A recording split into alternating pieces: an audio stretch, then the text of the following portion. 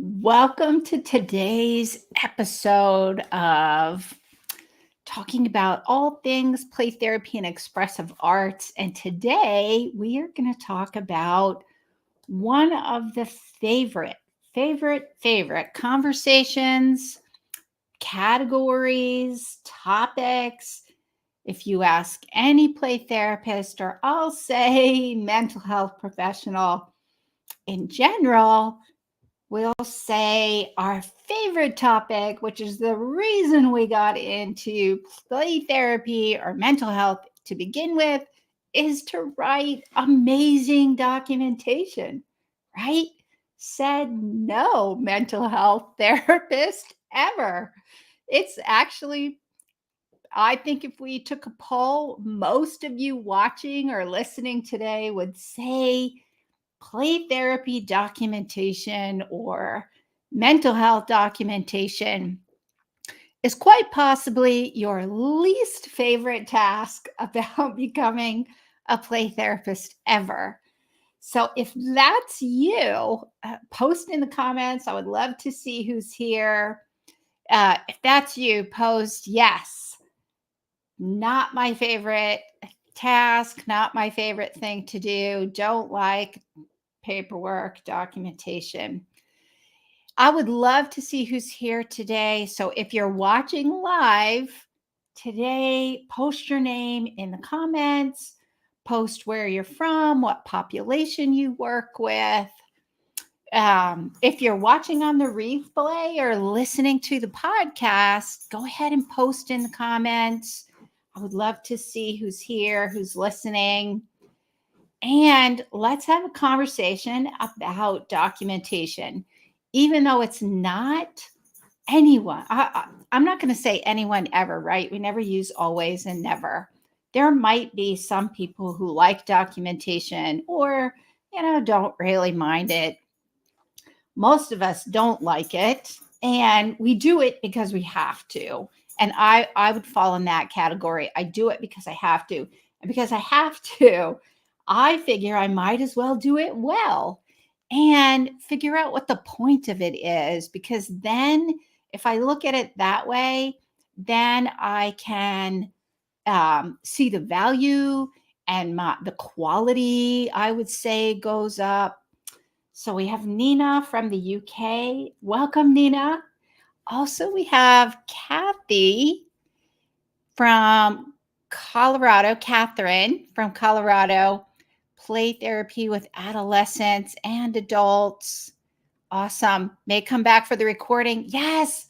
Yeah, come back for recording. Feel free to share the information if you find this helpful, what we're talking about today. Please feel free to share it across your social media platforms. If you're watching on the live or watching on the replay, feel free to share it. If you're listening, I have some very exciting news. So I typically go live on my social media platforms, on my LinkedIn channel and my Facebook group, which is called Play and Expressive Arts Therapy Playground. That's a Facebook group for child and adolescent therapists who want to use play therapy with their clients. And then I also have my YouTube channel, Kathy Spooner, Renewing Hearts Training. I am launching next week is International Play Therapy Week. And here in the US, through the Association for Play Therapy and Play Therapists here in the US, I would suspect outside of the US as well, we celebrate International Play Therapy Week, the value and the benefit of using play therapy to help children heal. So next week, I am launching my podcast, which is called Next Level Podcast. And it will focus on all things play therapy and expressive arts. So if you're listening to the podcast, welcome. So let's get started. Today is play therapy documentation. And I 100% agree with you, Catherine. It is most definitely a much needed conversation. And I would agree with you about a whole office needs this. I used to own a group practice years and years and years ago, which is when I really started to really realize, not everybody understands this documentation thing. And I began to work with people that I supervise to help them develop the skills. And over the years, being in a supervisory kind of leadership role, and what I've come to realize is that it's not a topic we talk about. It's not something we get a lot of in graduate school. And depending on where you do your field practicum and who your supervisor is and their level of skill, you may or may not get very good support or training about documentation. And I do a lot of consultation now. And what I'm finding is, and I do live stream, so I'm always talking to people. And what I realized is this topic is really, really needed. People struggle with this topic. I would say mostly if you identify the two documentation elements that people struggle with, they're going to say progress notes and treatment plans. In my mind, though, it's a deeper conversation than that. It's a bigger, broader concept than just progress notes and treatment plans. And so that's one of the main reasons I've developed some online courses. So I'm going to talk about those more at the end of the training. So if you're interested, I have some courses, self-paced online. You can take them anytime in your time zone about documentation. So I will talk about those more and go in more depth if you're interested. And today I wanted to give an overview just to kind of lay the groundwork of thinking about documentation from, we'll call it a helicopter view. So looking at it from a broader perspective, which is going to help you with your documentation. It's going to help you write quality documentation, which will also, hopefully, the goal is also to get it done quicker. So today's topic is documentation, and that's going to include a lot of elements. So let's get started. The first thing that I think is important to think about is a concept called the golden thread analogy. I first heard this a few years ago, actually, when I was talking with one of the leadership at the Association for Play Therapy here in the US, because I was kind of lamenting about I'm an approved provider for play therapy, continuing education hours through the Association for Play Therapy, and it is a very long application, and they are very protective of the training, which totally makes sense. So I was kind of lamenting, not kind of complaining, not really, because I get it. And it was a bear to write this application. And that's when I heard this concept of golden thread analogy, really like using that analogy to tie all the elements together for this application process. But the golden thread analogy actually comes from the documentation world, using the golden thread analogy with your documentation. So what is the golden thread analogy? How many of you have heard of this concept for mental health documentation? If you heard of golden thread analogy, post that in the comments. I would love to see, because I had not, and I have been in the mental health field several decades and had not heard of this. And I fell in love with it when I heard it.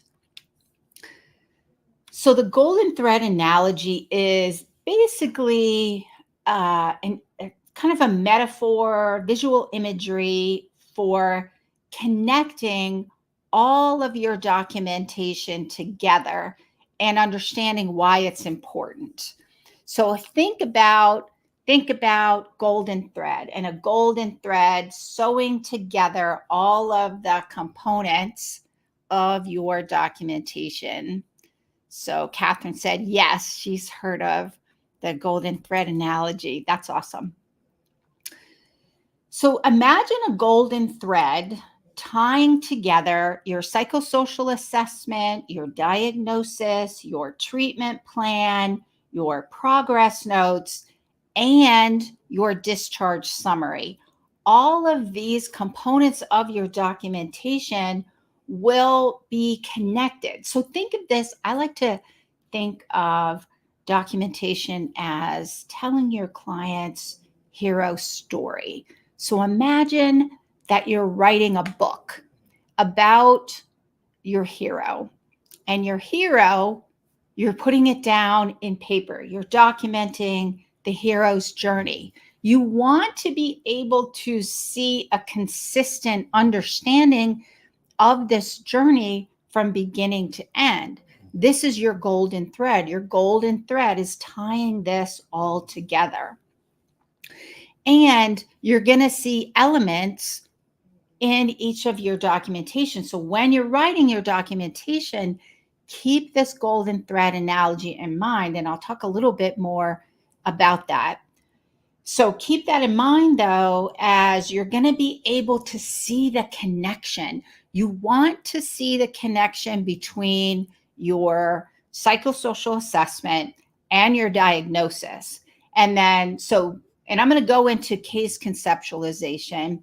If you've been following any of my previous live stream episodes or listening to some of my previous podcasts, then you probably will have heard of case conceptualization. I've talked about that a few times. If you're interested in that topic, feel free to go back there and watch some of those previous episodes or listen to some of those previous episodes. Your case conceptualization is going to influence your treatment plan, and your treatment plan is going to influence your progress notes. So you should be able to tie all of those together. Which brings me to my next point, which is, what is case conceptualization? Why does it matter? So it's really all about your case conceptualization and your mindset about that. So if we go back to that analogy of your hero's journey, you want to see that foundation of who your hero is and their journey, the ups and downs of their journey. Your case conceptualization is essentially how you identify what exactly is the problem and why is it happening. So your case conceptualization uses all of that information that you gathered for your psychosocial assessment. Your psychosocial assessment matters. One of the things that I find over and over and over and over and over and over and over again, when people get lost, when play therapists, child and adolescent therapists, mental health professionals, when you get lost, it's typically because one of two reasons. One, which is usually what I find, is you didn't really take the time to do a really thorough assessment, psychosocial assessment at the very least, to find out what exactly is going on and why is it happening. Or you did one and you just did it to check off a box and didn't really recognize and utilize the benefit of being really thorough. A lot of times we think it's just for checking off the box. The thing is, your psychosocial assessment is what helps with your case conceptualization. If you don't do your psychosocial assessment, you can't do your case conceptualization.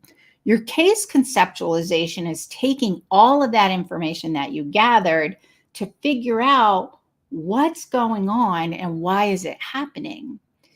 It's really the foundation of helping you understand how you can help your clients overcome whatever it is that's going on in their life that brings them to your playroom. And here's the thing. Your case conceptualization is going to be heavily influenced by your play therapy theoretical model. So if we go back to the analogy, you're writing your hero story and your documentation is the foundation of this story, then the language that you write your story in will be your play therapy theoretical model. For example, here's another analogy to think of your play therapy theoretical model and how it plays a big role in the work that you're providing as it relates to your documentation of that work, which is imagine you're writing this story and imagine you're writing your story in Spanish. Then it's going to use the language, it's going to use the nuances, because some of the words in Spanish are different than words in another language like English. So you're going to have to figure out the nuances of the words and the language you're using in order to tell your story. When you think about your case conceptualization, it's heavily influenced by your theoretical model because that's going to explain what's happening. So, for example, so that's kind of the overview of it. If you're interested, I have a course, an entire course on getting grounded in play therapy case conceptualization. Here's the thing. If you find yourself getting lost, it's probably because you didn't do that initial case conceptualization, because a lot of times people will start getting lost and you kind of don't know why you're getting lost. Whereas if you did some really solid case conceptualization using a theoretical model, then that can help you get back on track. Like, I can't tell you, I've been in the mental health field like 30 years now. I still get lost. It doesn't matter how seasoned or inexperienced you are. We all get lost. If you're new to the profession, you're probably going to get lost more. And if you really start off with learning how to get good, solid case conceptualization skills in place, it's going to save you a lot of time later on. So in the course, we go deep dive in, questions to ask, why to ask them, how to walk through and create a culturally competent, culturally relevant case conceptualization, and how you're going to use that to help your clients. And it really makes a difference when you do that. So how does case conceptualization actually help you with your documentation, right? You want to keep your case conceptualization in mind when you're writing your client's story. What's the premise of the story? What's going on in the story? What language are you using for your story? So when you're creating treatment plans and progress notes, you're keeping in mind the case conceptualization. And for example, when you write your progress notes, then your theory model is going to explain what's happening and why it's happening. You're also going to use that language in your progress notes, which is, here's a little tip. One of the things that I hear regularly is, how do I make my progress notes sound like we're doing more than just playing, right? Like in today, we played Jenga. Well, how does that sound therapeutic and professional? This is where your play therapy model comes in. This is where your case conceptualization comes in, because you're going to use all of that in the language that you use and what you write in your progress notes. It also adds a level of professionalism in your documentation. So the last thing, just kind of bringing this all together for your documentation. So we're bringing it all together, writing your treatment plans and your progress notes. So your case conceptualization is, why is the problem happening and what is sustaining this problem? Your play therapy model is the solution to the problem. Also helps to understand why the problem is happening. Your play therapy theoretical model is going to dictate what you're doing in the sessions. This is where your treatment plan comes in, because your treatment plan is what you're going to create with your clients or their parents that kind of maps out what needs to happen. It's really challenging to write a treatment plan if you haven't really fully identified what the problem is and why it's happening, because your treatment plan is going to be the solution to those problems. And so the language that you use is heavily dependent on your play therapy theoretical model. And you're going to use that language when you write your progress notes, so when you write your treatment plans, when you create them, and when you write your progress notes, because your progress notes tell the story of how your client is getting better, how they're progressing through all the stages of the change process. When you write your treatment plan, there are certain ways to write that. And again, I have a course for this one. It's called Getting Grounded in Play Therapy Treatment Planning. That one also walks you step by step through the process. It's going to help you know what to put in your treatment plan. How do you write your treatment plans so that they meet most agency and insurance requirements? How do you walk through that treatment planning process and write out a treatment plan that is actually going to be useful, that you can refer to, that's going to help you, again, when you get lost in process. And we all do. This is another way to also kind of help you keep on track. Or maybe you realize, oh, I kind of missed it in the beginning. You could just rewrite the treatment plan.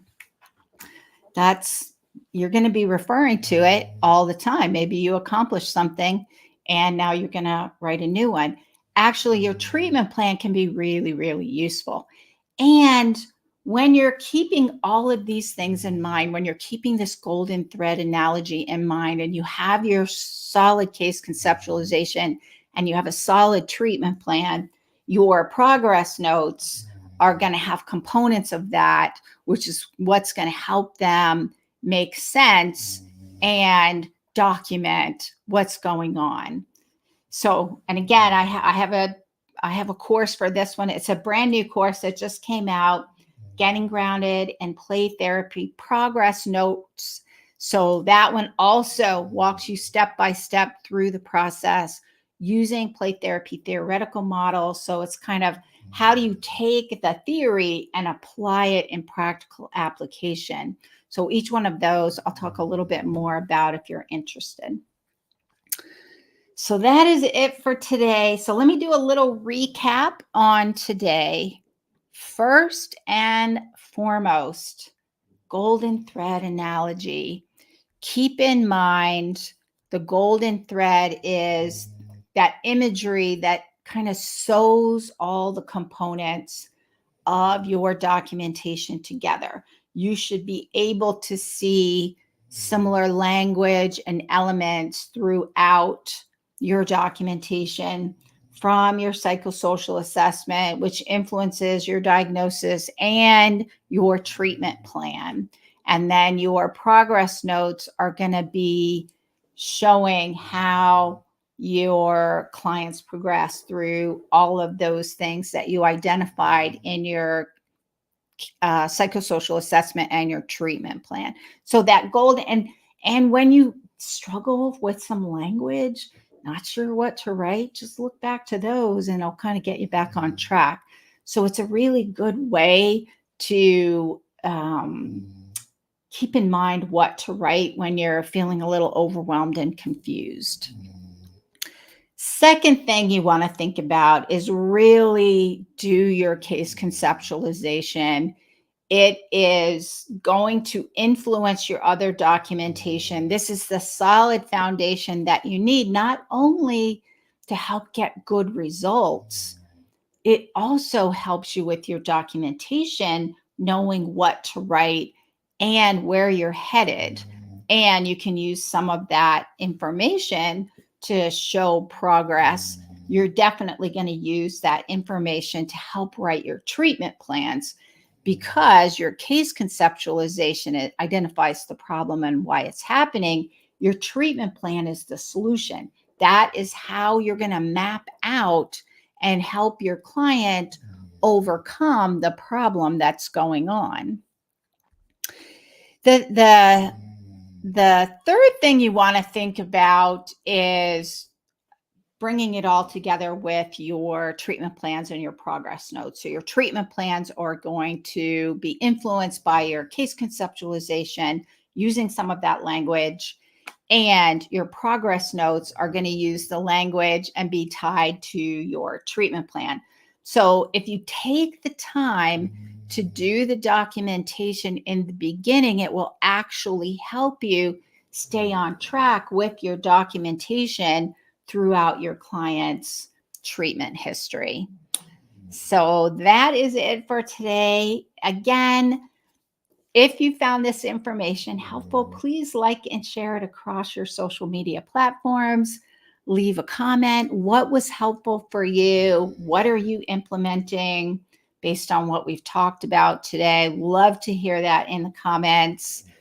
And if you want to take a deeper dive, if you want some more support that's going to help you walk through creating a strong case conceptualization, your case conceptualization is really what helps you navigate all of the ups and downs of the treatment process, because you have a better idea of what's going on and why is it happening. So when you get lost in the process, you can kind of go back to your treatment, your case conceptualization, kind of reminding yourself, okay, what's the problem and why is this happening?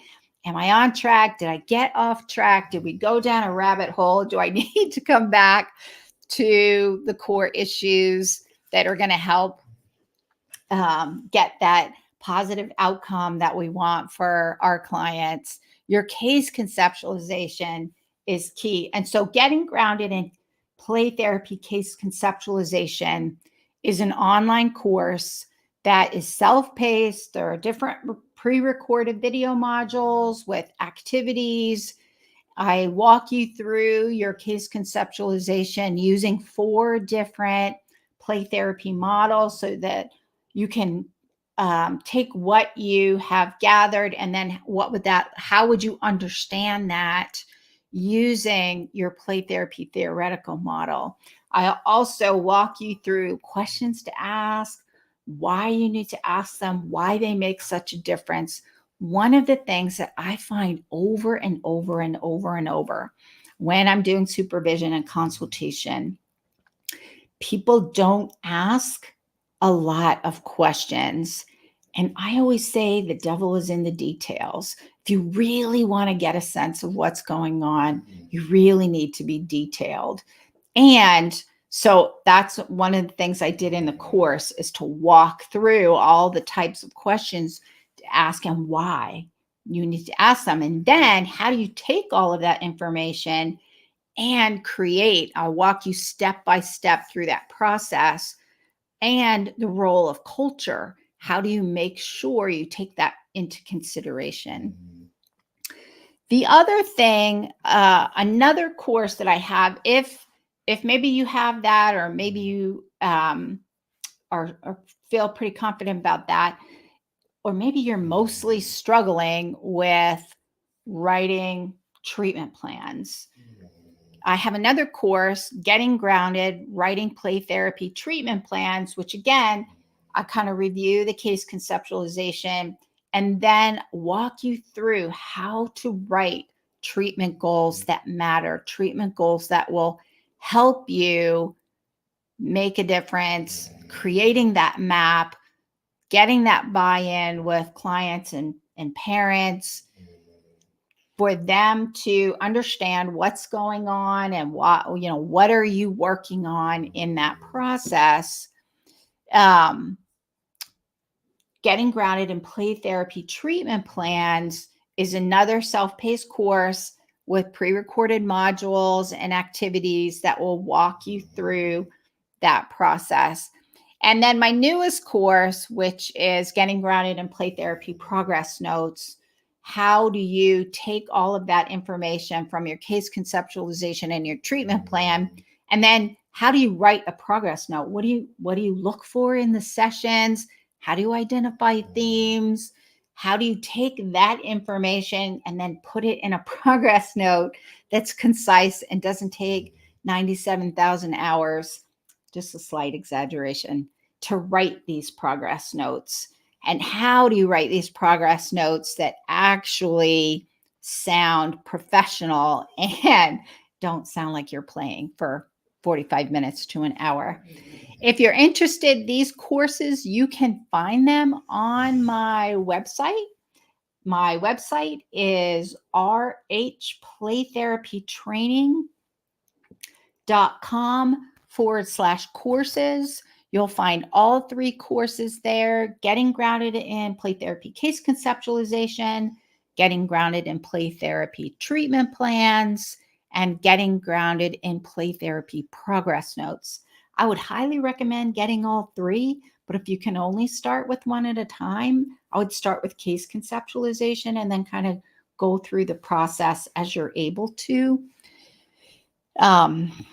If you have any questions, honestly, feel free to message me. I'm happy to answer those. And also in the comments, you'll see my amazing virtual assistant, Brill, has posted posted links in the comments for you to pop over there, check out those courses. And I will see you next week during International Play Therapy Week. All right. Bye for now.